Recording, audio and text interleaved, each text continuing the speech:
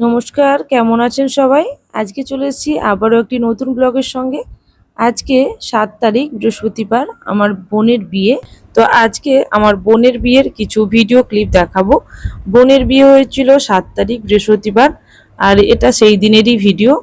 সকাল সকাল আমরা বোনের বাড়িতে চলে গিয়েছিলাম। আমি আমার ছেলে প্রথমে গিয়েছিলাম, তারপর আমরা এইভাবে ফটো শ্যুট করতে রেডি হয়ে গেছিলাম। এখানে আমার বোন বৃদ্ধির লুকে ফটোশ্যুট করছিল, আর আমরা যখন যাই ও অলরেডি বৃদ্ধির লুকে রেডি হয়ে গেছিলো এবং বৃদ্ধির অনুষ্ঠানগুলো হয়েই গেছিলো। আর যেহেতু এই জায়গাটা খুবই সুন্দর, ওর বাড়ির কাছে খুবই সুন্দর জায়গা দেখে আমি আর আমার ছেলে কিছু ফটোশ্যুট করছিলাম। এখানে ক্যামেরাম্যান এবং বোন এইসব ফটোগুলো শ্যুট করছিল। তো ফটোশ্যুট কিছুটা হয়ে যাওয়ার পরে বাড়িতে এসে ওকে এইভাবে আইবুড়ো ভাত বলতে পারেন, এটা আমাদের এই দিকের বা আমাদের পূর্ব মেদিনীপুরের রিচুয়ালস বলতে পারেন। এটা বিয়ের দিন সকালে যারা আত্মীয় স্বজনরা আসেন তারা কিছুটা করে এরকম মিষ্টি খাওয়ান এবং আশীর্বাদ পর্বও সেরে নেন। এখানে মিষ্টি এবং সঙ্গে কিছু জিনিস দেওয়া হয় যারা যেটা দিতে চায়। আর তারপরেই ওকে শাঁখা পরাতে চলে এসেছিল একজন কাকু। আর এই কাকুই হচ্ছে শাঁখা দোকানি, এর কাছ থেকেই শাঁখা আমরা দেখে নিয়ে নিয়েছিলাম। এবং শাঁখা পলা পরার পরে বোনকে খুব সুন্দর লাগছিল। ও নর্মাল শাঁখা পলা পরেছিল এবং সঙ্গে সোনার শাঁখা সোনার পলা সব কিছুই পরেছিল। হাতটা খুবই ভারী হয়ে গেছিলো ওর, এবং দেখতেও কিন্তু খুবই সুন্দর লাগছিল। ওকে সব থেকে আমার এই বৃদ্ধির লুকেই বেশি ভালো লাগছিল। একদম সিম্পল একটা লুক, কোনো সাজগুজ নেই, তবুও কতটা সুন্দর লাগছিল, একদম স্নিগ্ধ। এরপর চলে এসেছিলাম আমরা হলুদের অনুষ্ঠানের জন্য। হলুদের জন্য ও একেবারে রেডি এবং ফটোশ্যুট করছে। দেখতেই পাচ্ছেন ও খুবই মজায় আছে, এবং এই ফটোশ্যুট করার সময় ও কিন্তু বিভিন্ন রকম পোজ দিচ্ছিল, কারণ এগুলো ও চাইছিল যে ক্যামেরাতে বন্দি হয়ে থাক এবং পরে ওগুলো ওর মেমোরিতে এগুলো স্মৃতিচারণ করবেন। তো এখন এইভাবে কিন্তু ওর কিছু ফটো তোলা হচ্ছিল। ও বিভিন্নভাবে এইভাবে ফটো তুলছিল এবং ক্যামেরাম্যানরাও বলছিল যে বিভিন্ন রকম ফটো তোলার জন্য। আর এখানে আমরা সবাই সাইডেই ছিলাম, এবং আমার ছেলে এখানে হলুদ লাগানোর জন্য তার মাসি যেহেতু ডেকেছিল গিয়েছিল। এরপর কাকু কাকিমা মানে আমার বোনের মা বাবা ওনারা হলুদ লাগাচ্ছেন এবং ফটো তুলছেন। এর সঙ্গে এখানে বোনের ভাইও ছিল।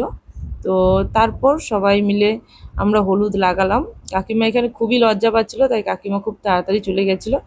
এরপর হলুদের অনুষ্ঠান হয়ে যাওয়ার পর আমরা চলে গিয়েছিলাম ওর স্নানের জন্য। স্নানের এখানে আমরা সাধারণত পুকুরে গ্রামের দিকে স্নান করানো হয়, তো এখানে যেহেতু পুকুর নেই, একটা এরকম খুব সুন্দর একটা সুইমিং পুল ছিল, ওখানে গিয়েই ওর স্নানের ব্যবস্থা করা হলো। এখানে ওর মামিমা স্নান করাবে এবং সঙ্গে এই বোনেরা প্রথমে মাথায় জল দিল। এটা একটা রিচুয়ালস বলতে পারেন। এখানে যে মুকুটে হাত দিয়েছেন উনি হচ্ছে নাপিত, উনি যা যা বলবেন, যে যে ইনস্ট্রাকশন দেবেন ওই মতনই সবই হবে। তো এখানে বোনেরা এরকম হাত রেখে জলগুলো ঢালছে। এটা ফটোশ্যুট করার জন্যই বেশিক্ষণ ধরে করা হয়েছিল। এখানেও ওকে খুব সুন্দর লাগছিল। আমার তো ওকে সিম্পল সাজেই খুবই সুন্দর লাগছিল। দুটো সাজই ওর ছিল খুবই সিম্পল, কারণ ও এই সময় কোনো রকম সাজেনি, শুধুমাত্র হলুদের গহনাগুলো পরেছিল। আর এই দেখুন জলের মধ্যেও কতটা মজা করছে, এবং সাইড থেকে আমরা এরকম জল দিচ্ছিলাম। আর ও ফটো তোলার জন্য একেবারেই রেডি, আর একদম ও সুন্দরভাবে ডুব দিচ্ছে। কিন্তু ওর মামিমা যে সঙ্গে ছিল, মামিমা তো একেবারেই ডুবতে পারছিল না, প্রথম স্টেপে তো একদমই পারলো না। আবারও একবার চেষ্টা করবে ডুব দেওয়ার। তো দেখা যাক মামিমা কতটা পারে। এবং এই আমাদের রিচুয়ালস আছে, ডুব দিয়ে সঙ্গে সঙ্গে কিন্তু এই জল ভরতে হবে কলসিটার মধ্যে।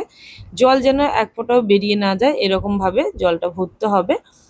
তো এখানে মামিমা আবারও ট্রাই করলো এবং সেটা একদম সাকসেসফুলি হলো। এরপর আমরা রাতের অনুষ্ঠানে চলে যাব, কারণ এরপরে আর কিছু দেখানোর ছিল না। রাতের অনুষ্ঠানে আমরা রেডি, ওকে রেডি করানোর পর আমরা রেডি হয়ে গেছিলাম। এরপর বর এবং বরযাত্রীরা চলে এসেছিল। ওর যেহেতু আগে আশীর্বাদ হয়নি, সেই জন্য ওর আশীর্বাদ পর্বটা এখন চলছিল। আশীর্বাদের জন্য ওর শ্বশুরমশাই আগে আশীর্বাদ করলেন, তারপরে একজন কি গুরুজন এসেছিলেন, আমি ওনাকে চিনি না, হয়তো ননদ বা কাকিমা হবে। তো এরপর উনিও আশীর্বাদ করলেন। এইভাবে ওর আশীর্বাদের পর্বটা মিটলো। তো আমি যেহেতু খুবই ব্যস্ত ছিলাম তাই বেরোতে পারিনি। ওর বরণটা মানে ওর যে বরের বরণ সেটা কাকিমা করেছিলেন, সেটার সময় আমি থাকিনি, তাই সেই ক্লিপগুলো নিতে পারিনি।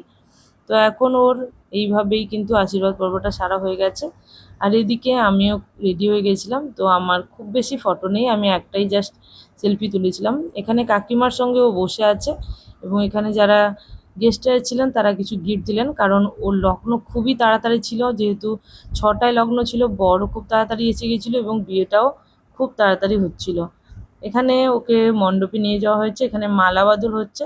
মালা বদলের সময় সবাই খুবই মজা করছিল, কারণ অনেক কিছু এখানে রিচুয়ালস থাকে এবং এই রিচুয়ালসগুলো যখন নাপিত মশাই বলছিলেন তখন সবাই খুব হাসাহাসি করছিলেন, আর এখানেই ওর শুভদৃষ্টিটাও হয়ে গেছিলো।